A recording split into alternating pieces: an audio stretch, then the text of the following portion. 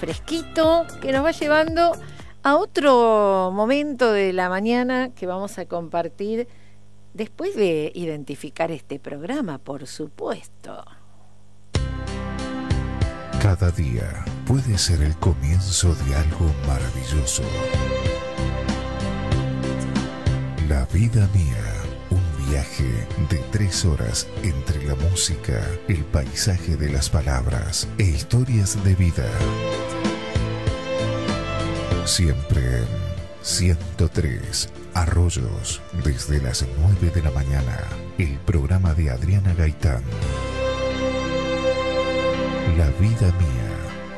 Y me voy a Indio Rico a charlar con este médico veterinario Gustavo Fernández, además que lo conocemos mucho por su actividad, pero la vida es una cajita de sorpresas y a raíz de todo lo que aconteció en Bahía Blanca, empezó a aparecer en las redes una carta que fue acompañando un buzo, un pullover, en todo lo que uno lleva a ayudar y a ser solidario, y especialmente uno sabe la empatía que tienen en los lugares pequeños. Conozco Indio Rico, lo llevo en mi corazón porque fue parte de mi vida en mi niñez, así que para mí charlar con Gustavo es un placer, porque es como que hablo con todo Indio Rico para compartir una historia que tiene que ver con la gesta de Malvinas. ¿Cómo estás, Gustavo? Buen día. Hola, Adriana, ¿cómo andás? Muy bien, muy bien. Acá también un día de miércoles, como dijiste vos. Bueno, es miércoles, pero en realidad lo positivo es poder cruzarnos con gente como vos y hablar un poquito también. ¿Cómo está Indio Rico? ¿Cómo va 11 Corazones? Bueno, Indio Rico está bien, 11 Corazones está mal. Venimos justamente una semana muy agitada, renunció el técnico Ariel Alberca y bueno, eso lleva a todo un cimbronazo que ya el año pasado nos pasó con Mario Álvarez y bueno, eso te lleva a un desgaste y a un estrés bastante grande porque en plena competencia tener que retocar los rumbos es muy complicado. Claro. Más en una liga como esta que es tan competitiva, ¿no? Claro, tal cual. Bueno, que además hablábamos recién fuera del micrófono de las causalidades, coincidencias, ¿no? De pronto mi nieto está jugando en Copetonas y el tuyo se ha ido para Copetonas por esas cosas de la vida, pero vos siempre con el corazoncito en 11 Corazones. Así es.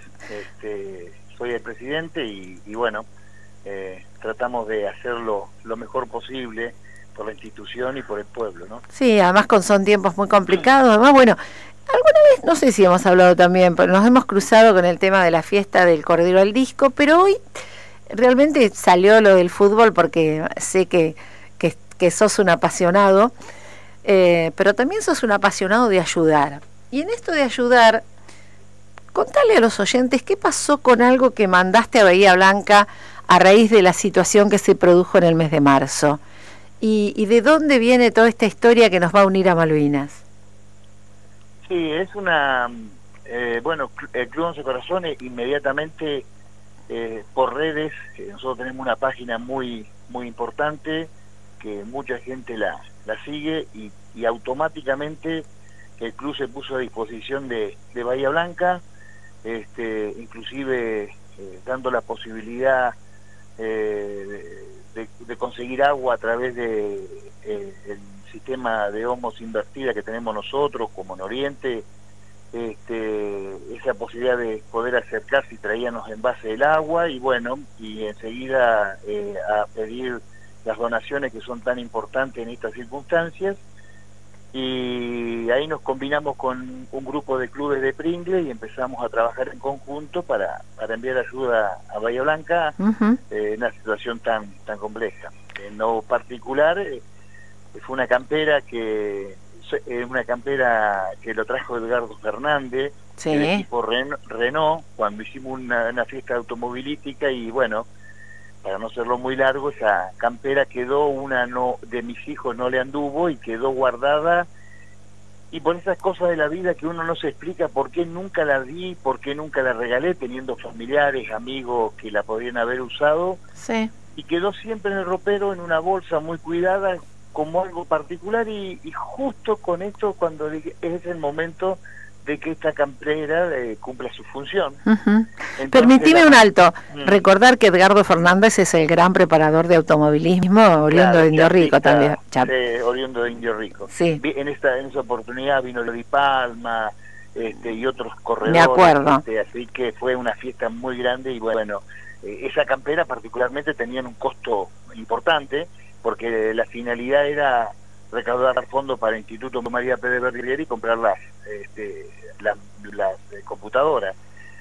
Y bueno, ahí quedó y cuando dije esta es la oportunidad de que tiene que cumplir una función esa campera, la mandé y fue espontáneo, hice una carta, porque me vino a la mente cuando en el 82 me tocó recibir una carta para un soldado desconocido que venía en una bufanda, una bufanda que era verde jaspeado, que no sé, la tengo que encontrar, sí, con una banderita argentina y una cartita que decía para un... La tenés guardada ahí. Claro, y bueno, esa carta en ese momento a mí me simbolizó muchísimo, me simbolizó un abrazo, me simbolizó un apoyo, cariño. Yo estaba sin comunicación con mi familia. ¿Dónde estabas, Gustavo? En Comandante Luis Piedrabuena, en Santa Cruz. Sí. O sea, en un lugar que estaba muy cerquita, ¿no? De Malvinas. Estamos línea recta. San Julián es uno de los lugares más cerca, que está al norte de Piedrabuena y está a 600 kilómetros, 640, 650 kilómetros de Malvinas. Y bueno, nosotros estábamos en esa zona que es desde donde partían todos los ataques que se le hicieron semejante daño a esta tremenda flota inglesa que estuvo tan diezmada a punto de tener que retroceder, ¿no? Sí, y sí. Esos ataques se hicieron justamente desde el continente, de dos bases muy importantes, que era la de San Julián, que estaba al norte de nosotros, y la de Río Grande, que eran donde salían los Super Etendard con los misiles Exocet, que fue el terror para la flota inglesa, ¿no? Un misil que no había sido probado, que se lanzaba por primera vez acá, se probaba acá. Una historia muy particular con los Exocet, porque Inglaterra obligó a Francia, que era el proveedor de entregar los códigos, a Argentina los hizo funcionar atado con alambre, como acostumbramos nosotros, una ingeniería tremenda. Sí.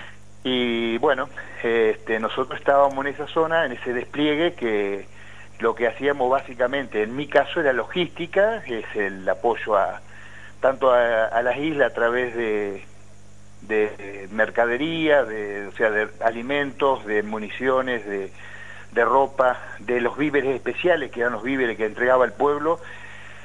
Nosotros los cargábamos en el Bahía Paraíso y los mandábamos a Malvinas. Ajá. ¿Y esto, eso también lo contaste en la carta? No. En la carta hice referencia a la situación que yo había vivido, el simbolismo de una carta de una persona que la recibe en una situación tan estresante, tan complicada como es una inundación o como es una guerra, ¿no? Claro. Y bueno, hice esa expresión y esa carta la leyó una docente, y esa docente, Alarcón, de un colegio ahí de primario de la zona de Bordenave, la hizo pública porque los chicos la leyeron, se anoticiaron de la carta y los chicos les interesó saber de la guerra, y bueno, a través de unos videos que hice con ellos, contesté preguntas y bueno, se entabló una relación con esa docente y con esos chicos importante, y que estamos a la espera de que algún día nos podamos reunir en el colegio Blanca. Qué lindo, sí, pero sí, lo que puede la empatía y la solidaridad con el otro, ¿no? Y el hecho de no olvidarte tampoco de esa ayuda, de ese momento tan difícil. Volviendo un poco a todo lo que viviste en esa situación de la guerra de Malvinas, estaba por ahí de reojito mirando un poco la nota de La Voz del Pueblo, que me encantó, y eso me motivó a llamarte. Además, ya te vuelvo a decir, mi corazoncito de Indio Rico me pedía esto. Yo había visto en las redes algo de esa carta. ¿Qué situación viviste particularmente de riesgo? ¿Sentís como tantos soldados? Bueno, de riesgo yo ahí hablo que justamente es una apertura de fuego que se realizó ahí en Puerto Santa Cruz, que realmente fue una situación crítica, estresante, que hay un ataque, hay un avistaje de una nave enemiga, aparentemente. Salen los Pucará, hacen el primer reconocimiento. Los Pucará, la base estaba ahí en Puerto Santa Cruz, y cuando vuelven los Pucará, al ratito salimos nosotros en los camiones de haber hecho el aprovisionamiento ahí en el R-Tan 11, que es un regimiento. Nos tuvimos que tirar del camión y bueno, ponernos a cubierta, y arriba nuestro pasaban balas trazantes, se llaman, sí, que son unas balas que indican, se iluminan en su trayectoria y van indicando hacia dónde está el objetivo, que sería la forma de que nosotros nos orientamos en el caso de tener que hacer apertura de fuego. Vos apuntás hacia donde van esas balas, ¿no? Uh-huh. Son balas que se intercalan en una cinta de la antiaérea o en los cargadores de los fusiles. Cada 5, 6 o 10, o cada cargador tiene un par de balas trazantes que van permanentemente indicando. Bueno, esa fue una situación muy estresante, más allá de algunas otras, guardias en alerta roja a la vera del río Santa Cruz, hacer bala con 18 años con una bala en guardia, con una bala en recámara, y estar atento a la apertura de fuego no es nada agradable. Más vale. Así que son situaciones que me tocó vivir. Y después, las que me enorgullecían era haber abastecido el Bahía Paraíso para que era un buque hospital, sí, que llevaba mercaderías y víveres, y traían los heridos desde Malvinas, que nosotros hacíamos la parte logística, digamos, ahí.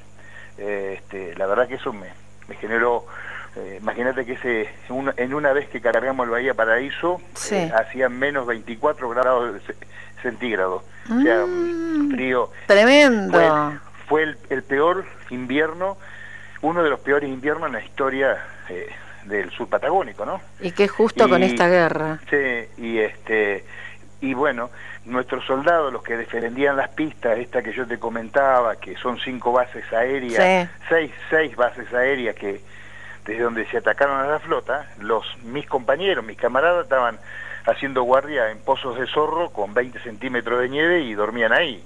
O sea, hay parte de la historia que no se conoce todavía. No sabemos por qué, pero hay hay un corte.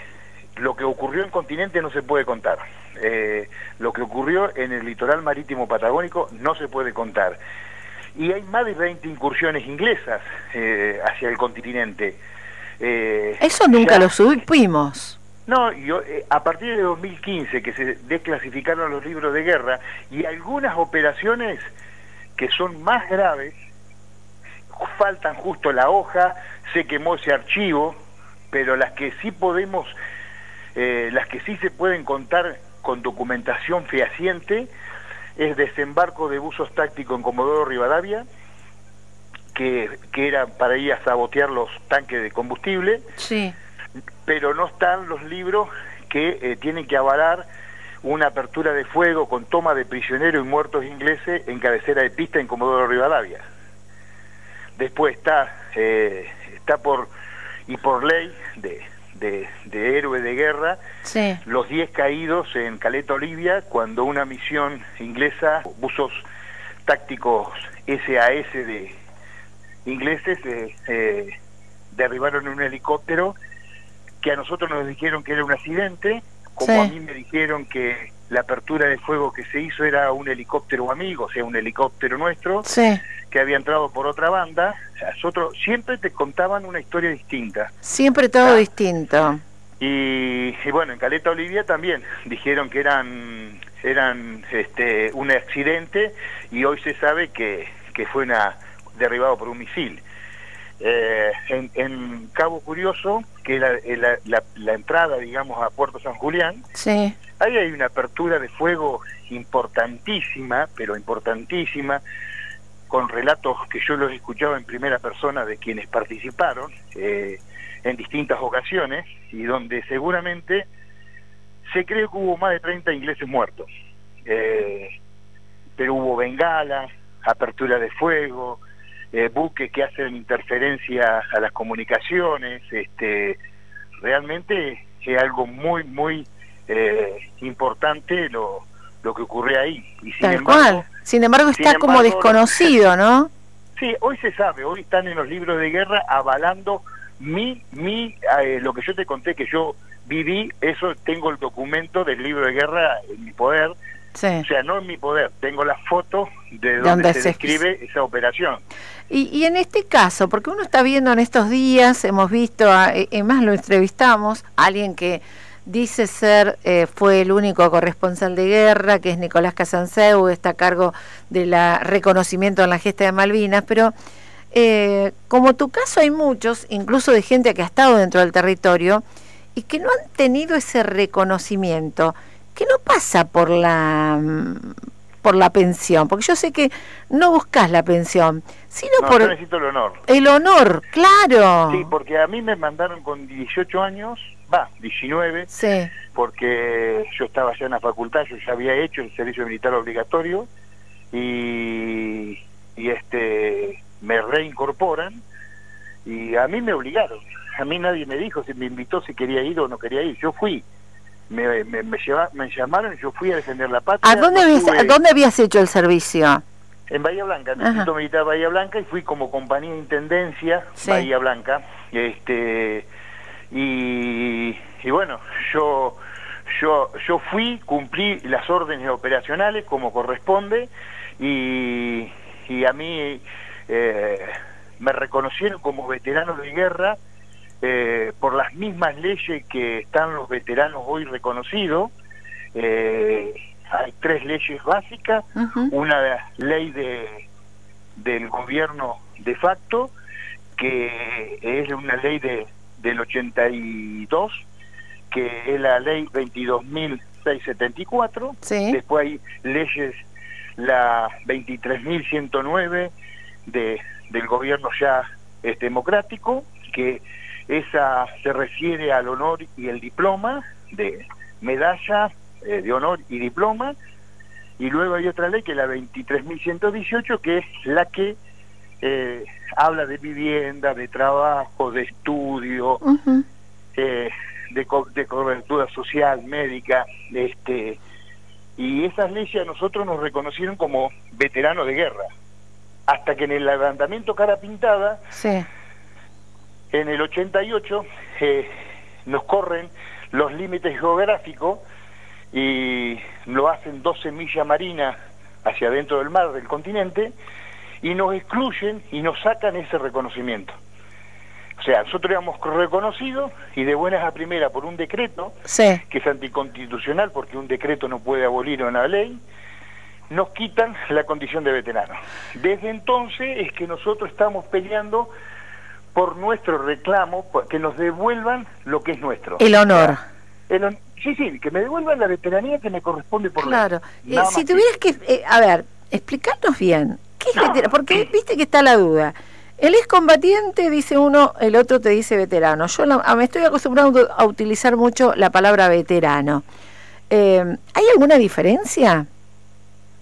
Por supuesto, quien estuvo en Malvinas y que tuvo, como en Monte London, una pelea mano a mano con el inglés, sí, yo no me quiero ni comparar, ni me quiero meter en el cuero de ese soldado, de ese camarada, sí, porque tuvo un combate cuerpo a cuerpo. Pero tranquilamente en Malvinas hubo 12.000 soldados movilizados, Sí. ¿sí? Y los que entran en combate son menos de 6.000. Los otros son iguales que yo. Escucharon las balas, tiraron... seguramente que el riesgo, vos me decís, sí, pero estaban los ingleses ahí. Y pero yo los tenía en la costa y no sabía que estaban. Claro. Todavía me mentía. En realidad creo que todos los que participaron de la guerra, tanto en un lado como el otro, merecen por lo menos tener ese honor, ¿no? Del que hablas. Creo que, Adriana, porque yo he escuchado hablar, lo hablé muchas veces con Casansero en privado y lo digo así. Él dijo que había que demostrar. Sí.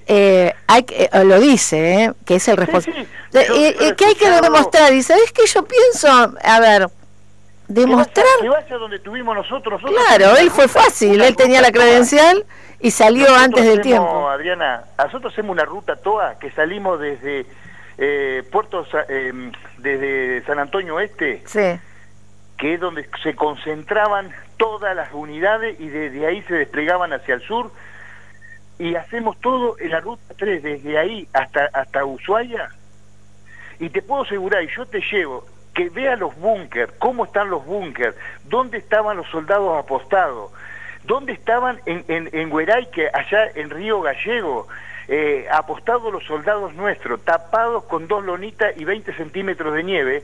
Decime qué diferencia tiene con aquel que estuvo apostado sin entrar en combate en Malvinas. Claro. O sea, es una... no hay que demostrar nada. Acá lo que hay que dejarla, esta tremenda desmalvinización que hicieron, sí. y ponerse, en el caso de los senadores y diputados, los pantalones largos y sancionar esta ley que nosotros hemos presentado desde el año 18, que estamos presentando, que es recuperar la ley que ya tenía, que estaba y que la sacaron, digamos, que directamente claro. Tienen que anular el decreto 509 porque la ley nos avalaba. Claro. Y hoy yo, si a mí me preguntabas antes de esta ruta todas que yo hice, que ya le voy haciendo 4, y vamos a ver los lugares, y te puedo asegurar que es apasionante la historia viva que se puede contar desde esos lugares, cuando los soldados que participaron en la apertura de fuego te lo cuentan en persona.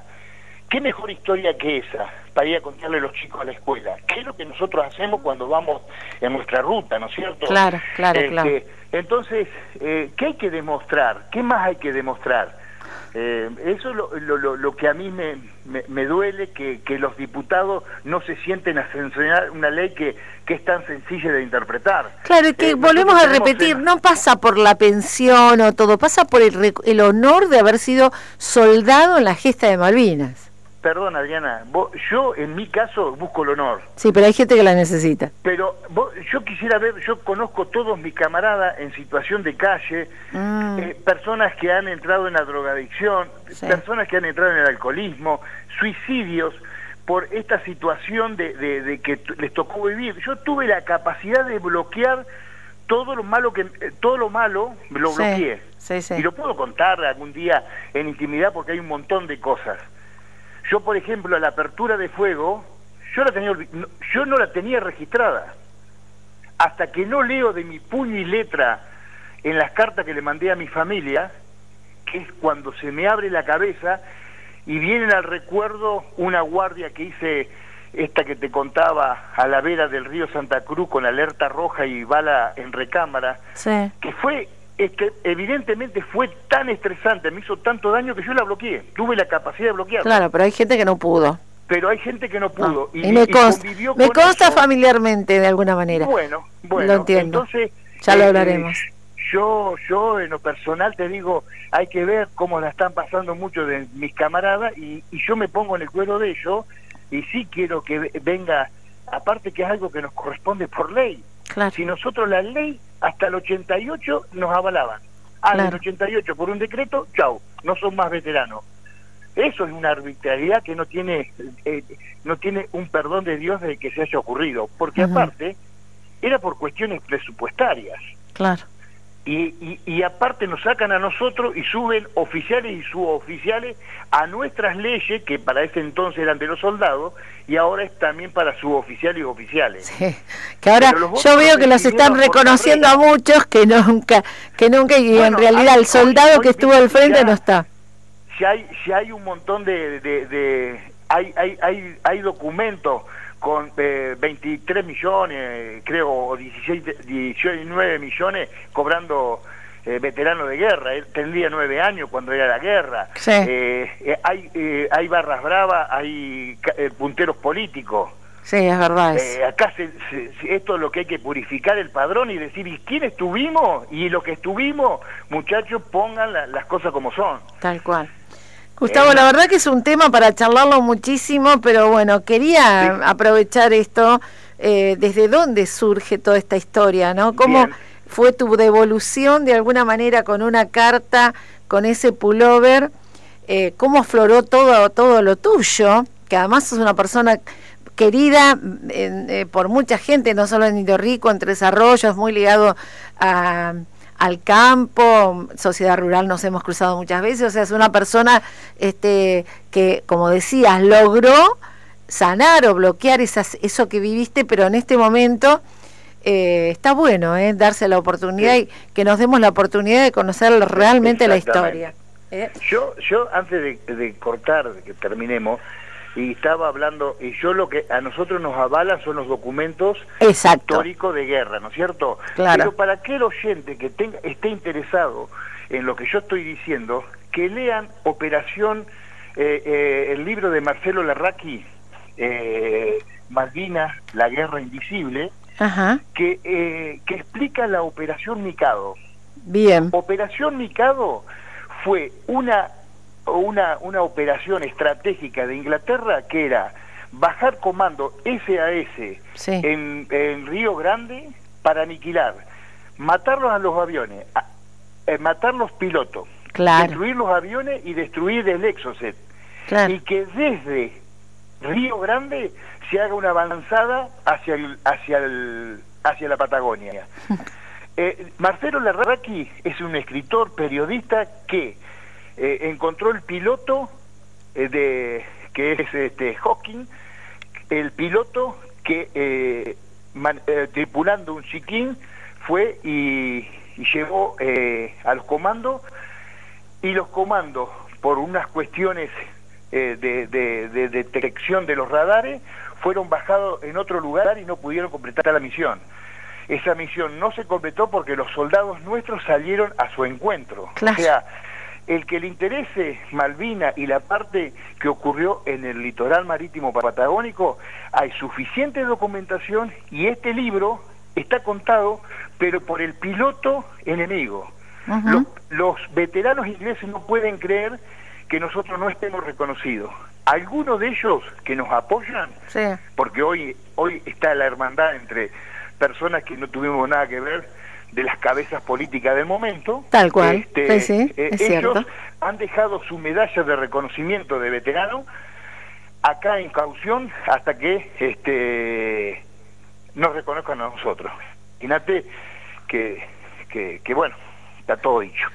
Todo dicho, aparte con qué convicción lo decís, con qué sentimiento de patriotismo. La verdad que siento ese dolor que tenés, que es justo, y yo te lo reagradezco, Gustavo, realmente este tiempo, porque es un poco sumar más la historia, porque Malvinas no es solamente el 2 de abril, es todos los días del año, ¿no? Cuando uno se cruza con gente que vivió esta experiencia tan dolorosa en la que todos estuvimos involucrados, como familia, como medio, con alguna razón siempre hubo para estar así. Exacto. Así que bueno, yo te agradezco muchísimo y nos reencontramos en cualquier momento, y a disposición, porque está buena la causa por la que estás trabajando. Bueno, muy amable. De verdad que te agradezco el momento que me das como oportunidad para visibilizar lo que está oculto. Y por ahí, si algún oyente alguna vez se encuentra con una mesa de firma TOAS, son mesas que nosotros contamos y pedimos apoyo. Nosotros tenemos, en apoyo a esta ley que hemos presentado, más de 800.000 firmas de todo el país. Sí. Y hay diputados y senadores, más de 80, que avalan nuestro proyecto, pero no, desde Defensa no liberan la posibilidad de que se apruebe esa ley. Así que bueno. Abrazo malvinense. Sí, bueno, gracias igualmente. Y lo que quieras. Sí, me ibas a decir algo más, perdón. No, está bien. Que no todo pasó en Malvinas, que hay una historia que no está contada, y que como argentinos tenemos que ponernos en compromiso de ver la parte que no está contada de la guerra, aprender y permitir que nosotros, que ya estamos a la vuelta del codo total, por ahí poder contar en las escuelas, que lo hacemos de rutina, y malvinizar a través de informar y de poder contar la historia completa y no cejada como está en este momento. Tal cual. Te mando un gran abrazo y hasta cualquier momento. Gracias por esa apertura, Gracias. No, por favor. Hasta luego. Ahí estábamos con Gustavo Fernández, veterano de guerra, un hombre que es muy conocido, médico veterinario, contando su vivencia de lo que fue la guerra de Malvinas y el trabajo, la lucha que tienen muchos veteranos como él.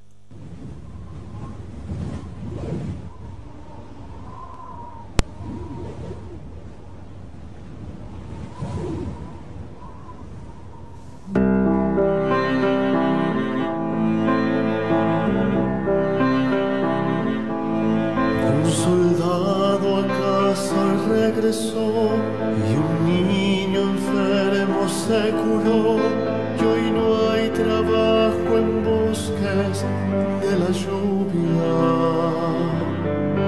un desastre